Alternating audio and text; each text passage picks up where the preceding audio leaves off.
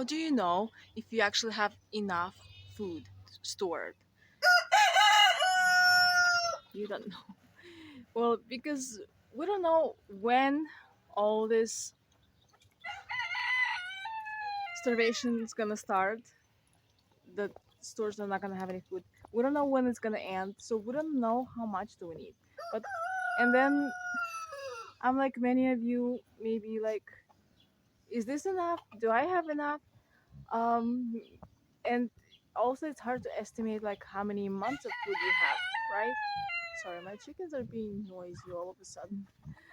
Um, so I wanted to talk today about like, yeah, that doesn't matter how much food you store, you can never be sure that it's enough. And when you're not sure whether it's enough, it also creates stress, right? And it's stressful enough that the stores are half empty, and I'm sure they will be empty soon. So no matter how much food you have stored up, you know, it's never going to be enough for anything. I think it's the best for all of us and for me is to have a renewable food source. You know, because like it doesn't matter how much you put away, it's just gonna get less and less and become smaller and smaller. But when you have renewable, you're gonna keep on creating more and more food. Like you're gonna eat some, you're gonna use up some, but then you're gonna create more and more, and this can last forever. I understand some people don't have space to grow anything, or they don't they don't have like the space outside. Maybe they can grow some inside. Like I have some stuff growing in the pots just because most of this stuff is like all year round crops, so I can move it like when I let my chickens in the garden during the winter, I can move it away, so so they can have space here, because if I let them out, they're gonna just destroy all this. So I have like some sorrel, some uh, onion, and whatever this cabbage kind of plant is going into seeds now. And I have see, I harvested like most of this because I was cooking some food yesterday, um, but I'm constantly using it. Here I have potatoes, and the order I'm growing them, because some of them are like older, and some, and see my dog. We had really bad winds, and it made some of the plants lay down a bit. And then my dog, whenever I come to the garden, Darcy, she likes to jump in here, so she made even more mess. So, but these are like potatoes. Like I know these are needs to be harvested first, so I'm gonna just keep on going and going and adding more and more potatoes, so I can harvest them like one after the other, and they're sort of renewable. And you can also like keep on planting them again and again and again, but don't forget to sprout them first, and you have renewable source of potatoes. Also, the main reason why I grow potatoes in the bags like this, in the grow bags, is because the dirt here is like way too dry to do anything with it. It's like too hard. So unless you put tons of water in it, so I just buy the good dirt like at the store. Well, first I put some compost here. That's where I dump all the chicken waste from the chicken coops, and then I mix it with some store-bought dirt, and that's how I grow the potatoes. And then it's going to be easy to harvest them, because you just take one of those bags and you dump it out, collect all the potatoes, and then recycle the dirt. Here I'm going to show my garden. My chickens got in and then destroyed my pepper plant. It was same like this one, but now it's destroyed. But I'm gonna plant another tomato instead. Here I have some tomatoes. They're still small, and one tomato here. Here I have some cucumbers. I'm covering them up because I have too many birds here all the time. They're trying to eat, like especially like cucumbers, melons, anything that they're gonna try to eat it. So I have a lot more tomatoes here. And here in California, our dirt is like so hard, you can't really grow anything in it unless you make it soft with water. So the way I plant each plant is I let me show you a better example. I make a hole in the ground so it's lower than the rest of the ground. Okay, see that better. So it's lower than the rest of the ground. So when I water, the water stays near the plant and it doesn't go all the way here because this ground is so hard. Well, it's good that the weeds are not gonna grow here, but I still have too many weeds. And in some areas, some different climates, it might be different because maybe you're getting lots of rains, and maybe you need like that garden bed that the excess of the water can be removed. Here I have some pumpkins. So I put this is the pumpkin seeds I used. So I have some pumpkins, very little pumpkins. I planted a little bit late today, though, but not today. I mean this year. I don't know if you can see. Little pumpkins are coming out. I have the net here as well from the birds. Here I have little watermelons. They're still all tiny. Some peppers. For some reason, whenever the chickens get out into my garden, they attack my peppers. They don't care about the tomatoes. So here's the tomatoes. These are my smaller ones. I have bigger ones I'm going to show you later. These are watermelons again. More watermelons. Some tomatoes. Some peppers. Here's more watermelons. And whenever I do plant watermelons or anything with seeds, I plant about twice more than I need because some of them are gonna die or whatever. Here I have lots of mint. Yesterday I made some mint tea with lemon and sugar. And here I have my compost, like all the stuff from the chicken coop. Well, some of it wouldn't fit all in there.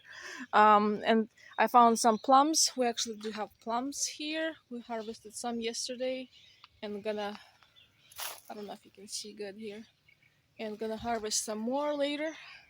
So I added a few plums that fell on the ground that were kind of bad because they keep on falling, some of them because of the wind. So I added some stuff in here and it's fermenting here. So in about 2 weeks or so I'm gonna start adding it to the plants. I already used up one bucket like that this uh, like a week ago, so I'm starting a new bucket. This is oregano, and we have lots of grapes here. See the plums. I don't know if you can see it. Lots of plums. Lots of grapes. Lots of grapes. Oh, my chickens are quiet now. That's weird. Okay, and I have more tomatoes here. These are a little bit older and bigger. So lots of tomatoes, and here it's going like one main branch, and then I'm letting one more to grow out. Like, and actually, this sucker like you can actually clip it, put it in the water, let it make some roots, and plant a brand new tomato. So getting some tomatoes here, and this is plums, and my biggest pepper plants. Some of my plants is like they were same together, but some of them are bigger than the other ones, and even though they grow next to each other, I don't know why. What's the difference? Lots of grapes. Hopefully, we're gonna have lots of grapes this summer. We usually have more grapes than I know what to do with, and sometimes when I'm already too busy, and then it's like more stuff growing, and I'm like almost not too happy about it because now I have to deal with it, and I'm already too tired. Also, if you don't have space to grow, like I have this strawberry here, and my girls like the strawberries. My son doesn't care about the strawberries that much. So they just come and pick the strawberries like every day, and they like it, and it's like a source of strawberries for us. All I have to do is water it. So some plants don't do well in a hot climate like this deal. It doesn't do well when it's super sunny and hot. That's why I keep it here in the shade, and it's still kind of dying. But I'm still able to harvest some here and there for soups and salads. Also, many people say like once we have to, once there's no food in the store, we have seeds, we can just grow something. I mean, it's okay if you have skill, if you grew something before in this climate you're living in now, because if you moved and you live in different area than you gardened before, it's not going to be the same because it depends a lot on the climate. Like here, it's very dry. I have to like make sure my every plant gets water twice a day, and some places are too humid and too wet, and maybe you need to make sure that whatever rain you get, your plants don't get too wet, and then they end up dying. So it's different. You need the experience. Like the more experience you have, the easier it's gonna grow. For you to grow stuff, the less mistakes you're gonna make, and actually not waste any of your valuable food that could have grown.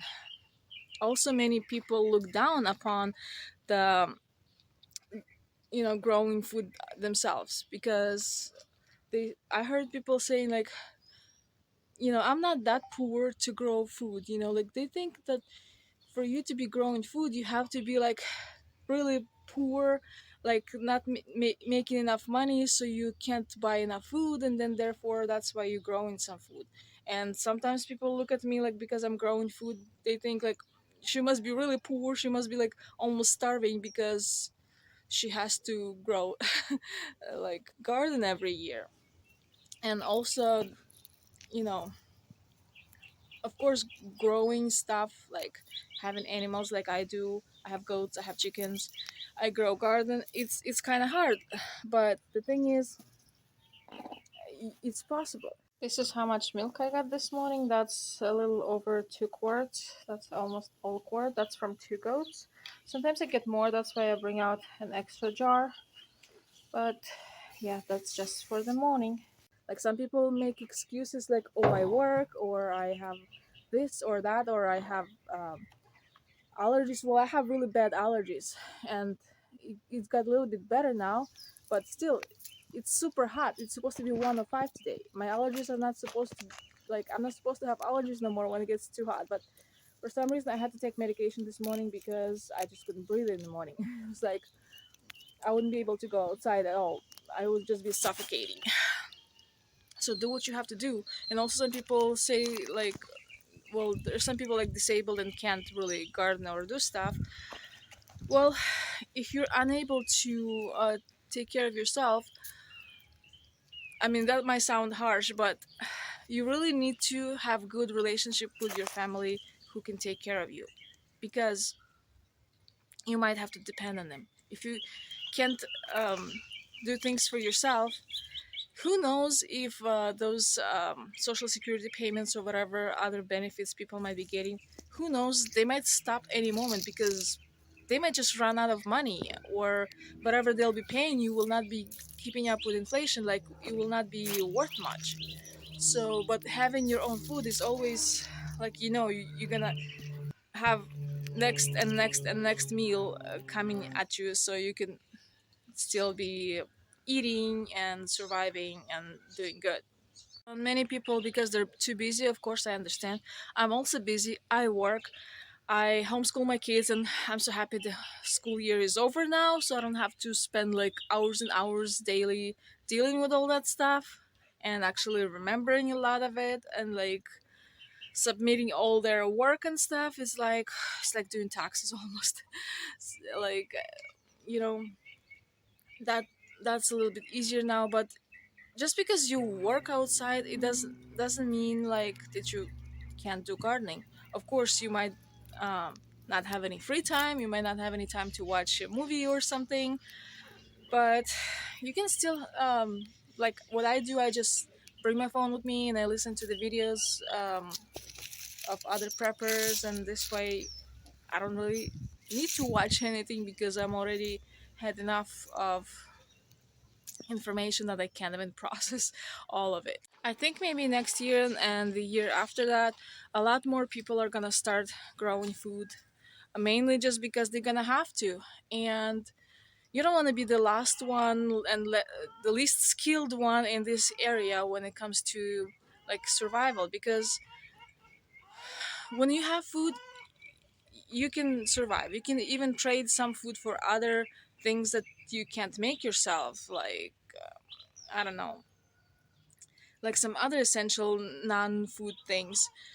But when you don't have enough food, you're gonna have to trade all your, not all, maybe a lot of your other valuable items, like maybe even some jewelry you have, you might have to trade it away, just so you could survive. And you know, you might never get it back. Or any of your other valuable things that, you know, other people might want, you might have to just exchange it for food. And that's not something you might want to do, just because those things you want to keep and you want to value them. um, Also, when you have something that's like constantly coming new and new, and it's like kind of like having an income in in form of food.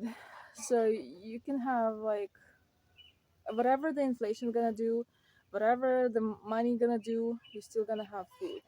And like, you know, when you have excess food, you can even be sure that you can exchange it for some, whatever the money is gonna be at that time. So you could even at least pay your property tax so you don't lose your house. Because even if you have no debt and everything paid off, you're still gonna have to pay property tax.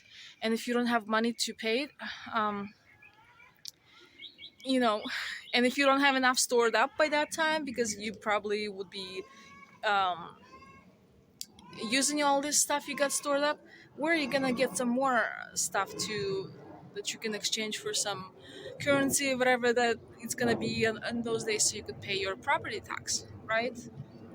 And if you have some food, you can sell a few things here and there or exchange it for the new money, whatever it's gonna be, and still pay your property taxes and still keep your stuff. So this having food is actually helps you preserve to keep all the other stuff you have. Even if you don't have payments on it, you might have to sell it or lose it because of property tax if you don't have anything to pay it, you know.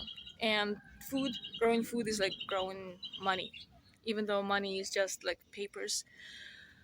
Oh, but you can get lots of things that will help you survive with it, right?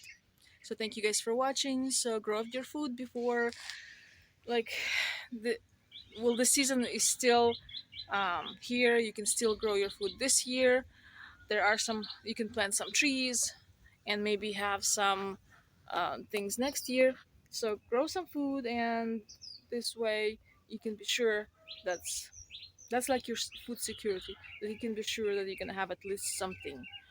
Well, if nothing else, these leaves can be fed to goats and chickens. And you know, well, I'll eat the grapes, I'm not gonna eat the leaves. Bye.